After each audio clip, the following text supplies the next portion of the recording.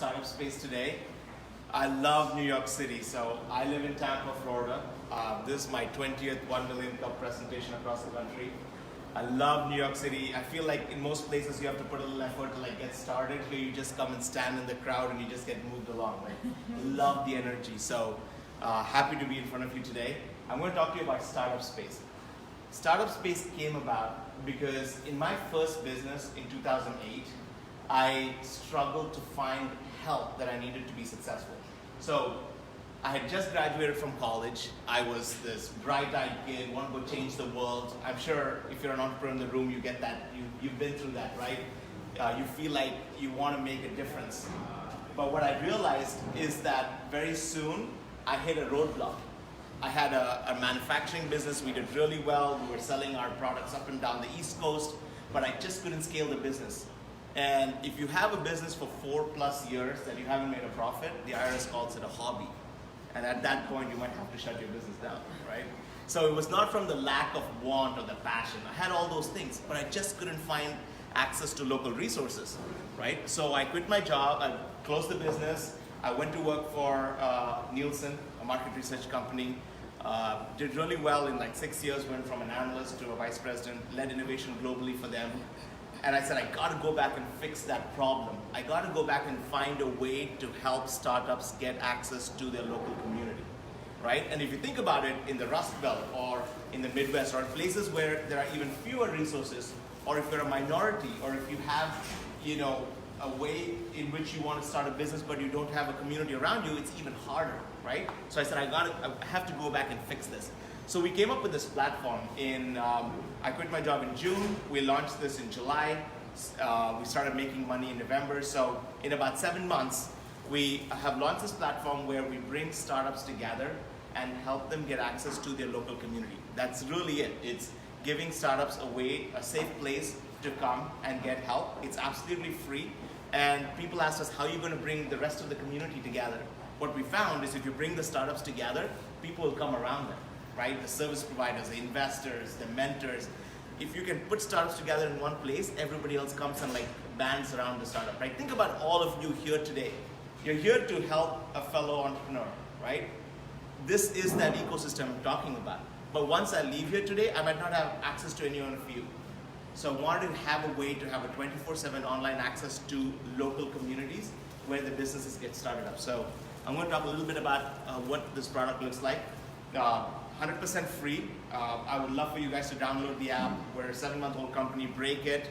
If you break it, I'm a bigger fan than if you tell me you like it, right? We're always trying to improve. So, well, it's basically a way for you to have a geofenced local community. Some of the things that you see here, I'll probably talk about in the Q&A section when you'll ask me how you make money. I'll talk about how we make money. So some of the stuff here are features that we actually use to talk about how we make money. But for a startup, it's essentially a geofenced local community where you get access to your investors, you get access to your fellow social entrepreneurs, or even service providers and marketing, sales, etc.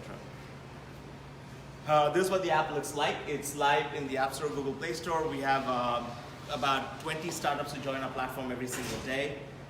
Some of our competitors, startups.co, union.vc, have you heard of any of these? Anybody? Yeah? Yeah, okay.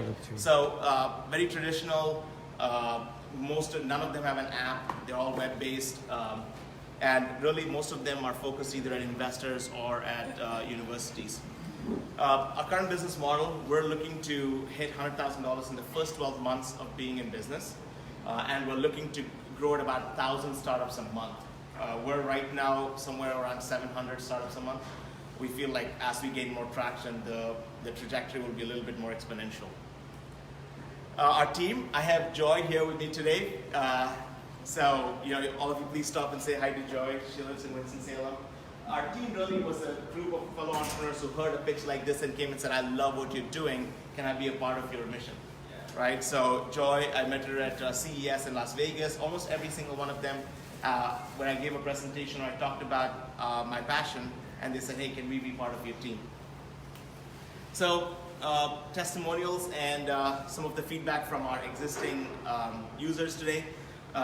All these users, by the way, are actually single mothers. So the demographic that I like to highlight, where I think we make the most impact, are people who have to choose between going to a meetup in the evening or putting your kid to bed. Guess what? You're going to put your kid to bed every night, right? So what happens then? Then you don't have access to that local meetup group that you wanted to go to that will probably teach you how to build your website or how to create a sales funnel, right? Those are the people that we want to help, where you can stay in your home and still get access to that local specialist or the local marketer who can come and help you with your product. So that's really what it is about. In the Q&A, I'll talk about how we make money. It's essentially by co-branding our platform with people who have similar services. So incubators, accelerators, co-working spaces, universities, and government agencies. So there are the 5 groups that have similar missions who want to help people, but most of them today are all face-to-face. So you have to actually go in person, and they use our platform to sell their, to connect with your audience. Thank you.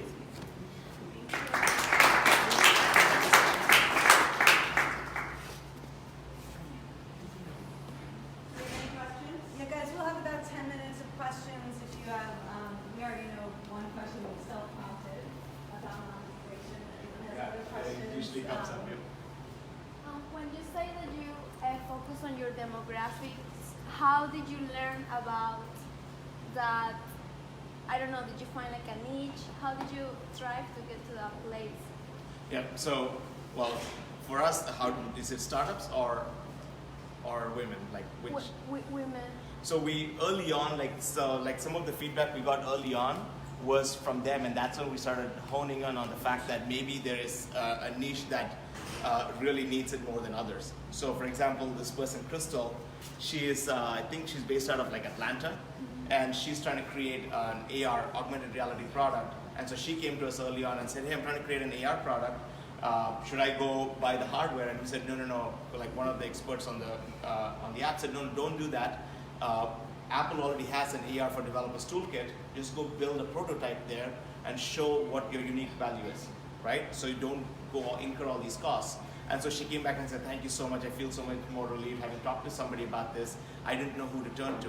We realized then that maybe that's an audience that is going to struggle to find resources more than others. But if you look at our problem statement, from the very beginning, we think that minorities will have difficulty, where there's like non-tech or rural communities. We think there'll be a bigger challenge to getting access to resources. Does that help? I would ask, so what is the value that's on your platform? Is it the contributions of other busy entrepreneurs, or is it like documents, like how to incorporate, because a lot of the accelerators have like Y Combinator, you can pull documents that you need. So what is it that you're providing? It may be the community, but they're busy people too. So can you speak to that? Yep. So the best way to find out is if you actually go right now, download the app and create an account for free, you will see the latest questions from even today or yesterday. The kind of questions people ask are very basic. Let's say the question I was answering this morning was, there's a girl in Florida who wants to start a clothing business, and she wanted to know, is there any local manufacturers for clothing that she can work with to build her prototype? That's a really tough question to answer. You couldn't go to any one of these other resources you mentioned just now to ask that, right? But there were local people who jumped in and said, I actually know a guy in Ybor City, so that's in Tampa, Florida, that has a manufacturing plant. He could probably work with you on your prototype. That local information was lacking before, right? And in the absence of that information, you either don't start or you end up spending a lot of money going with somebody that's not local that might not end up giving you the prototype. So it's that stuff like that. The value proposition is things that you cannot find on Google. That's literally it. Because when I started this business, and you can try this yourselves too, every time you start a business, you're going to ask yourself, is it LLC, C Corp, or S Corp? You have to ask yourself that question every time, right? You'll go to Google and ask that question. The top 10 people are people who paid for SEO. And so those top 10 people are going to charge you $300 an hour. But in that same community, there are pro bono lawyers who will just give you an hour's worth of free advice and talk you through your choices, right? That's missing. How do you get access to those lawyers or those people who want to give you free help today, right? In some cities, you have Heartland News, or you have different cities publish some journals that kind of help with resources, but they're outdated very quickly because there isn't a community banding around it, Make sense? So how would a co-working space use the app? Can they build their own private community? Yeah, exactly. So thank you. So now we talk about like how co-working spaces and all can use our platform. It's a co-branded platform where you actually can book co-working spaces. There's a whole monetization part to this. You can book, run your co-working space. Two people can find your co-working. Let's say that I want to come and work out of Galvanize. I can find Galvanize on the app. I can go book a space if Galvanize is working with us. Also invite my fellow entrepreneur, and both of us have the space on our calendar, and it's booked at Galvanize. So it connects the entire ecosystem of entrepreneurs, and that's the kind of services we provide. So our biggest client is Denver, and we provide complete enterprise platform for them. Like every part of their platform we run through our app. And they love it because they get on top of it the connectedness with the community, and they get the analytics. The thing that I'm not talking about today, but when we start a client pitch, the number one thing we give our clients is the analytics behind the demographics. How many people of different ethnicities, how many types of startups, to help them tailor their message so that they can understand, when I provide, let's say, a speaking series, am I actually affecting the people starting the right businesses in my community, things like that. So we layer in a lot of analytics to actually help drive meaningful engagements when we work with our partners. Any other questions? How can we help you? Okay. Help with? First, Is that okay for us now? no, the biggest thing you can do is to download the app and try to break it. Like, we're a 7-month-old company. We have just started making revenue like 3 months back. So we love feedback. We release a version almost every week where we are, we build in an agile methodology. So we're always building, we're always deploying. So if you can break it and tell us, that's a huge benefit. Also jump in and help your community. Like, here is now another way for you to give back. Most people say, we don't have time to attend events and stuff. Here is a great way. You can sit in your home, entrepreneurs are usually working at 3 a.m. and you're helping them. So is there like a non-mobile platform as well? Yeah, exactly. So we are mobile first, but we're not mobile only. So we are starting to now roll out all the stuff that is for like consumers on the website as well. We already have a full website for our clients where they do everything on the back end on our website, but this week we will launch the first version of the entire app on a website. So without downloading an app, you can go startupspace.com, find your community, and then directly start engaging. But we believe in the future, right? Like we're looking at millennials, Generation Z, and we're looking at putting it on the iWatch and then making it completely voice only, right? Things like this. We're thinking about the future of how entrepreneurs will engage, and that's why we're like mobile first, and then eventually voice enabled, then natural language processing. My background is in AI, so that's where I think the vision of the company will be, in using chatbots to be able to predict, do I need a license to start in the city of New York?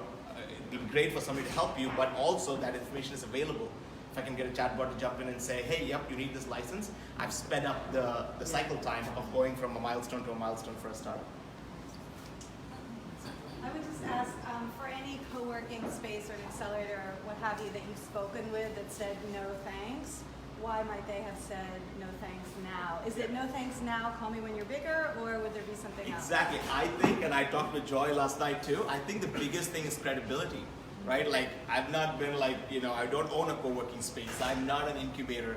And so we're actually raising our first round of investment. The first question we ask is that strategic investor, do they have a Rolodex enough? Do they have the credibility to get past that barrier? Because our price point is so low that it's like a no-brainer. It costs $5,000 a year to have a platform. You would spend $5,000 on one event, right? Just the analytics behind what we provide itself is incredible, right? So I think our biggest barrier is credibility. Young startup trying to conquer this really big space where there's, if you go to LinkedIn now and search for ecosystem builders, like 5 years back there was nobody, now like everybody's an ecosystem builder, right? So you suddenly have lost, you don't have the credibility yet. So how does a provider to startups utilize it? So I'm assuming sponsorship. What would that look like? So we have two methods. So sponsorship, where you can actually sponsor to be on the platform.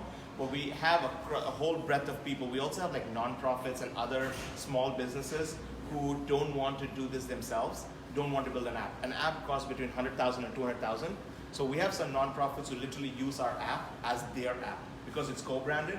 So they have like 30 or 40 nonprofit agencies they work with. They charge all of them like $10 a month, and so they can afford our service. And then they use our platform. And then they can ask questions to you, the service provider, through your app. Yep. So what we do is we create private communities. The So you private. can put your clients on it. Sorry. You could basically put your clients on it. Exactly. They put their clients on it. They charge their clients for a mobile app and say, now you have 24/7 access to me. You can ask me any question whenever. The good thing is because all of them are on the same platform, their clients help each other out Yeah, more than they have to. That's good. Yeah, and so we have nonprofits that do that today, and for $450 a month, we build their website, we give them an app, we help enable their payment gateways and everything, so they're like non-tech, and suddenly they have an app when they walk into a client meeting. But not just like I'm looking from a consulting firm perspective. For a consulting too, it's like they're small businesses. They're, Yeah. yeah. All right, well, we can wind down. Thank you so much. Thank you all so much.